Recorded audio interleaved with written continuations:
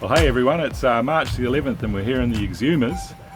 We've got some guests on board and we thought we'd take this opportunity on a rather overcast day to share some of the experiences our guests are having. Towards the end of last year we made a comment at the end of one of the videos that we would invite people, patrons particularly, to come and sail with us, and we would make the boat open for 8 weeks during this period.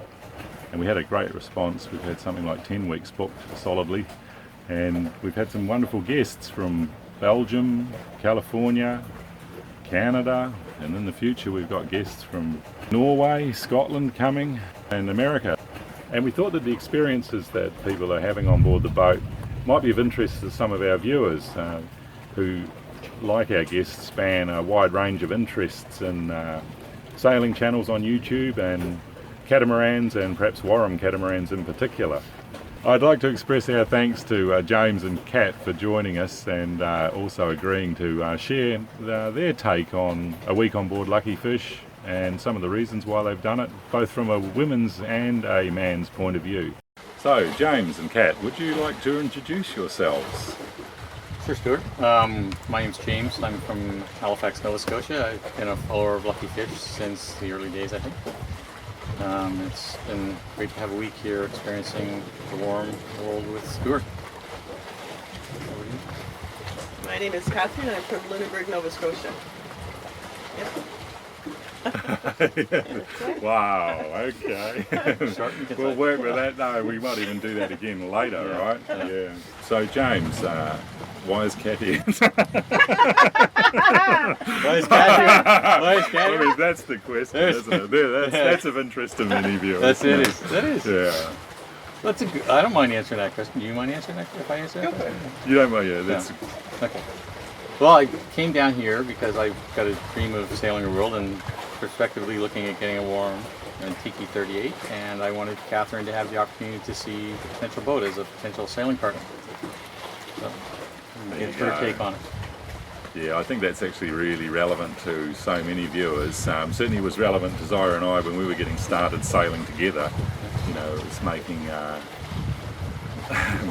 making the woman participate in the man's hobby. I mean, that's shortening it down, but of course it's not a question of making it happen, because you can guarantee if you take that approach it ain't going to happen. Well, I think your approach in the videos that you shot really helped me come up with an idea of what it takes to get someone who may be reluctant, you know, because usually, as you say, it's usually the man's dream and it needs to be a shared dream. So you may as well find it early whether it's going to be workable, and I think that's a lot of the reason that I asked Catherine to come and join me here on Lucky. Yeah. Do you mind us talking about you in a third person like this? No, but I'm glad that I did come, because I've never been on a catamaran, so I had no idea what to expect. I'd only seen pictures and, you know, the one that you're working on in your dining room. Right, sure, yeah. But, because I've mostly been on monohulls, that's it. Yeah. So I wasn't quite sure, you know, the setup, the layout, the storage space, all this stuff, you know. So Yeah, functionality of the boat. Yeah, Can you make it a home? Yeah. Can you see yourself living on board? Right. We went through all that process when we went to see Glader in England. You know, we just said, is this boat going to fit us? Can we fit the boat? Yeah. And I've always had a dream of living on a boat. Yes. Ever since I was a little tiny girl, like very small. So the idea of it appeals to me. I just didn't know about, I don't know, just the whole layout and this much time on the water. The boat never stops moving, you know. Yeah, of course. You know, it's like this whole beautiful rhythm that the boat has that you're not really aware of just by looking at videos of it. Right? You have to experience it. It's kind of cool. Yeah. Yeah, no, that's very good. So, James, what about you? Do you want to share some of the background in sailing that you've had? Sure, I started sailing as a child as well. My dad threw me in sailing classes one summer to get me out of his hair, probably. And it was the beginning of a lifelong passion. I was very fortunate to sail on a very famous schooner, Blue Nose 2, out of Lunenburg when I was younger, and it was my first offshore sailing experience. It was a 143-foot schooner. It's a beautiful boat, home ported in Lunenburg, the town that Catherine lives in. Fabulous, And, yeah. Yeah, so Very it was famous and, boat. Yeah, so we went from there, and I jumped on anything I could get my hands on, and did some sailing and anything that would go, and did some offshore experience, and that all led to where I am now. And so, Yes. and the dream of sailing around the world has been a lifelong one for me. It's just a matter of trying to find the right tool and the right fit to do it after many years of change and design from when I was 17 years old. Right, and so you've had a background in obviously tall ships or large old ships. Large old ships, yeah. And Yeah.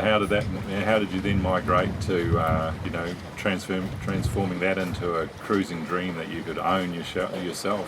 I think it's always been one that I enjoyed the sailing experience and the going to seeing destinations and meeting people. And I thought would be a great way to experience life.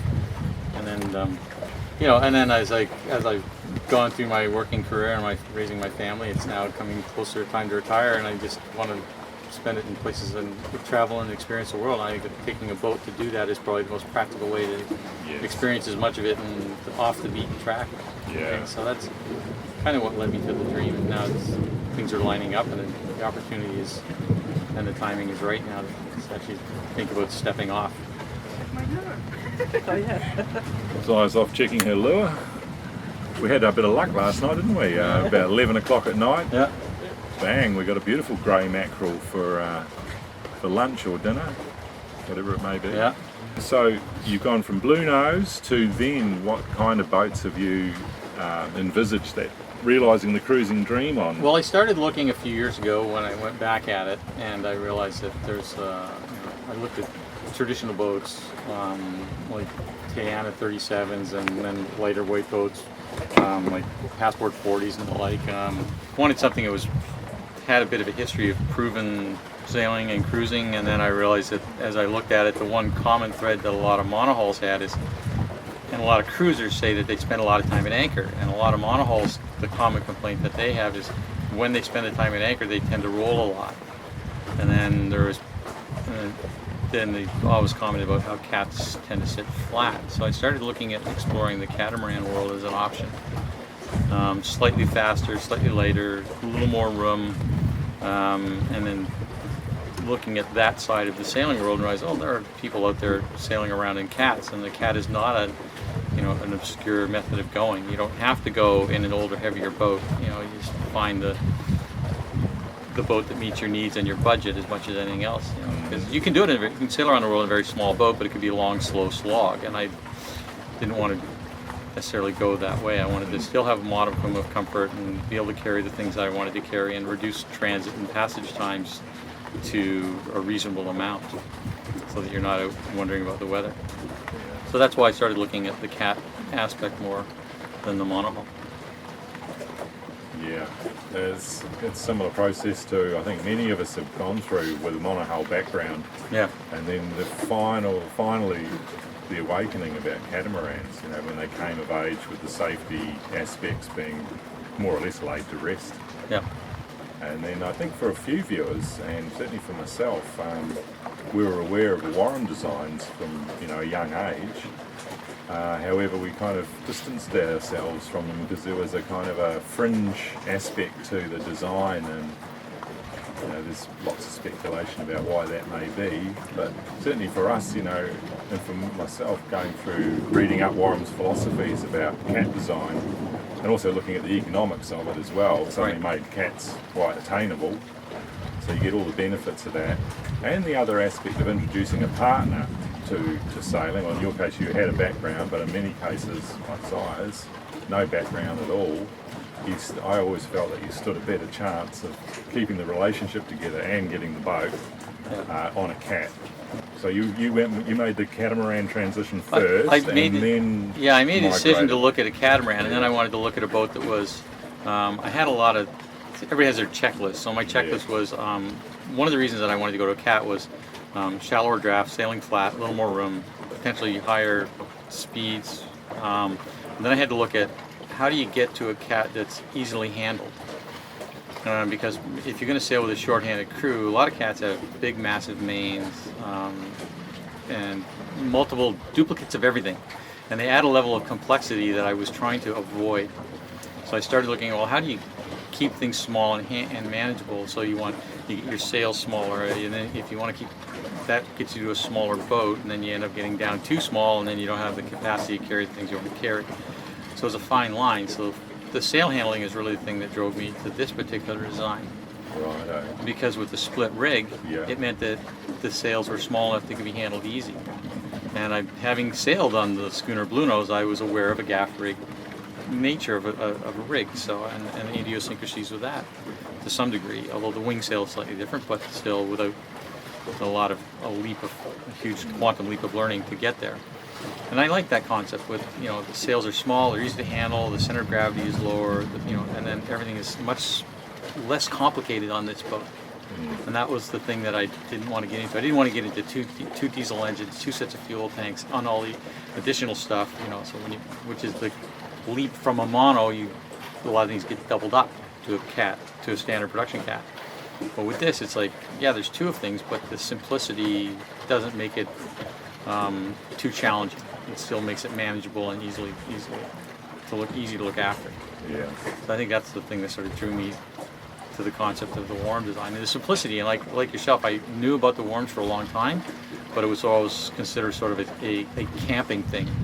But with Luckyfish, you've shown that it's more than a camping. It can be a permanent home, and if you fit it out the right way and with the right gear, there's no reason those luxuries can't come with you to some level. Yeah, of course, a lot of the credit for that's down to Dan Hardwick, the builder who conceived the pod, which is the centre of the boat in terms of location and layout, but also in terms of social aspects, and that's possibly why this boat works so well. Certainly had a lot of people comment It's getting on wet that. over there, is that okay? Oh yeah, thanks. We're just getting a bit of rain coming in. Speaking of pods, So it's. I know there's been a lot of conversation about this pod since I've become interested in Wharrams and back and forth and what to do. And the people who've seen this pod seem to think that it is probably the best solution of any potential option. it's a good crack. So Thor's not happy today. No, Beating his drum. Yeah. Well, look. Before we cross back to Kat, because I'm really interested to hear her comments about activities on board and sort of things from a feminine perspective. You have a background in marine engineering, is that right? I do. I have a background. Technology, I have a background in marine and mechanical engineering technology. So one of the things that I did go to sea as part of my previous career, and one of the things that I liked about this is that I don't want to spend my retirement doing what I did for a living. Right. So I don't necessarily want to spend days maintaining things, but I do have the knowledge on how to maintain things. So that's why I like the simplicity of this boat, because we've all heard the adage that cruising is nothing more than fixing your yacht in exotic places. Well, if you can enjoy more exotic and less fixing there, then that's the kind of lifestyle that I'm looking for. Sure. Enjoy the places, not just the scenery while you're fixing stuff. Yeah. But that background, is one of the things that I wasn't afraid of what the boat did and what the boat design is based on. I understood the philosophies of the Wharram once you look at it a little farther. Yes. So you can make a Wharram, I think, what you want to make a Wharram. Yeah. Because it's. So how are you going to get one? Well, my original approach when I started going through the Wharram design catalog was to figure out which Wharram I wanted and what it was. And I looked at a boat. I needed a boat. In my mind, my checklist was a boat that was big enough to carry the capacity I wanted to carry, small enough to sail with a very short-handed crew, and then I honed in on the Tiki 38, and I potentially looked at the 42 on the other series, 542. Yes. And I kept coming back to this one for a lot of reasons, because I always figured 36 is the minimum. Once you break the 40 number, it gets a little bit bigger to handle. I like this boat because it came standard with the schooner rig, although you can get this rig on the 42 as an option. So then I got the study plans, and I looked at the study plans, and then I bought a set of building plans. And my plan was to potentially look at getting one built. Yeah. Because there's a high demand for these boats, but there's very few of them show up on the market because the owners love them so much, I think. Yes. And when they do, they tend to get snapped up pretty quickly. And there's a couple that I missed in the last couple of years because I wasn't quite ready to jump. Right. So I missed those, so I started looking at the build option, and the time to build for me just didn't turn out to be suitable at the moment. So I actually contacted a builder in my part of the world who I asked him about, would you build me the hulls and I could do the rest to reduce my build time. And then that worked out to be something then I could have done. And I also contacted a couple of other builders, including Andy Smith in the Philippines, who's now building a boat for someone else. And I've been interested in following that build because I thought that might be the way to go. But just recently, there's a boat in Europe that's come available that I'm potentially looking at buying. Yes. So I'm going to go over and take a look at that boat, and I think Catherine's going to come with me, having spent the week here, so we'll have a good comparison. It's brilliant. And then we'll go and see where that goes. That's a real shame, but we're going to have to cut it there, and we'll have to resume this. Yeah, because we're drifting into the... We've got a thunderstorm that's circling around right now. We're going to start up the engines and recover the anchor and possibly move. Yeah. All right. Now we are drifting. We gotta go. See, look at that.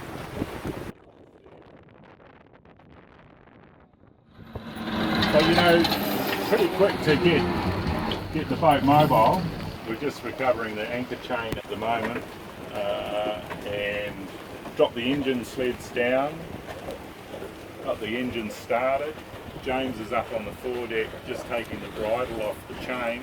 This thunderstorm wasn't forecast. This activity was supposed to die out this morning, so we thought we'd have the opportunity to do the little interview, but thanks, okay. James. I'm going to have to untie the tillers. We've got our tillers lashed off, so okay. Yeah. You can do that. So Zaya's just going to deal with that. All right, mate.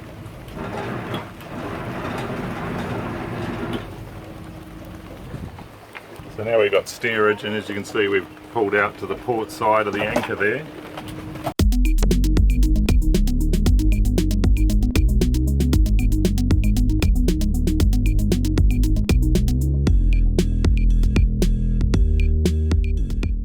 Where are we going now? We're going to go to the north end of Great Exuma Island, a little town called Baratier, which is, I guess, the second largest town on Great Exuma, behind Georgetown. And this will be our first chance to have a look and see what they have in the way of supplies. How far is it from here? About 3 miles. 3 miles? Okay. That's good. But that last anchorage was very good to us. Yeah. All of yesterday and last night, but that thunderstorm had other ideas. Yes. We got quite close to the rocks actually when we swung right round. The stern of the boat was, I don't know, 15, 20 metres maybe off the rocks, maybe 10. But luckily, all hands on deck. It was one of the really interesting things about having James and Kat on board is that they've seen the boat tour videos. Yeah, they know. So it's been quite uncanny having them step on board and start picking things out of lockers and know exactly where everything is.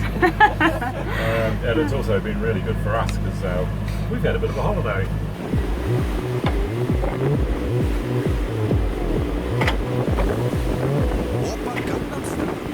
Took longer to make the cocktails.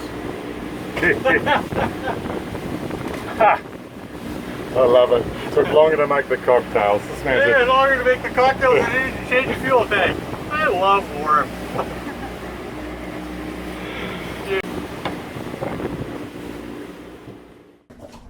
Yes, well, cheers to you two, James and Kat. It was a pleasure sailing with you for a week, and next week we'll get to Kat's story.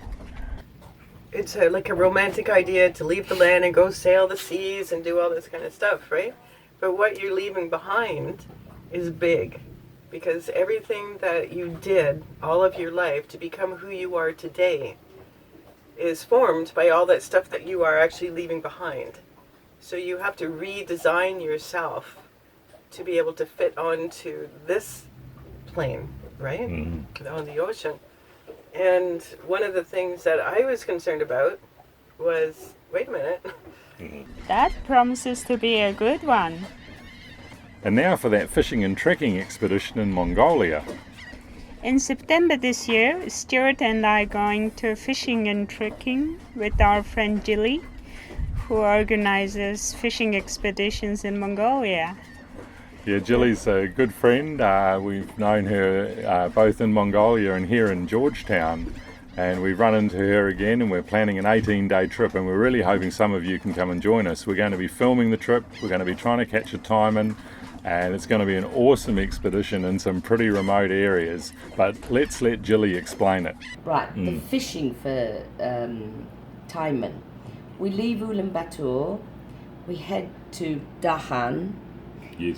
Now, if you went from Dahan straight north, you'd end up at Sukbata and the Russian border. Dahan heading west towards a town called Erdenet, where we've built the 3 schools. And then you head up to, it's Bulgan. Yeah. And then up to Murun, which is quite a big town now, buy our main supplies. All in all is a good place to stay. We've got a connection there, and that's where we see the army about going further. No problem, we've already organised that before. So you're in the buffer zone with Russia on the northern border, or are you just south of it? Nearly. It's actually way up here, but this is the part where they like you to show your documents. So after we've done that and regrouped and bought the last of the supplies, we head up to a very small sum called Zaganur. Zaganur means? White Lake. White Lake, this is correct. So okay, from Zaganur we rest and relax, and then we pick up horses about 30 kilometres from outside north of Zaganur, and then by horse we go up to the confluence of these 2 enormous rivers, Shishke and Tengus rivers. And depending on where our permit allows us, and obviously that's all my problem, we go up the river and find a place to catch taimen.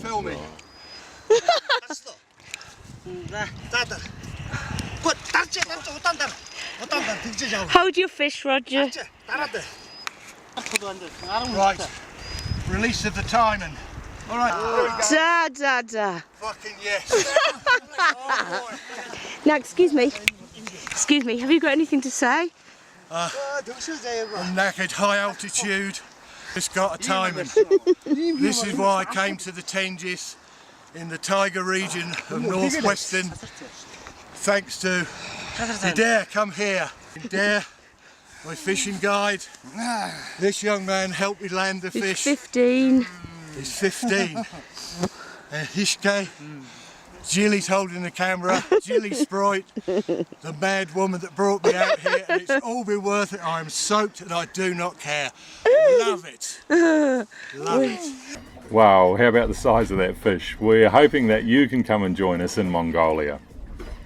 In the meantime, if you'd like to see more regular uploads from us, help us replace camera gear, pay for video uploads, then you can become a patron, or you can make a one-time donation to Luckyfish through PayPal. Your generosity is very much appreciated, and you'll find links to those in the description below. Thanks everyone, and cheers!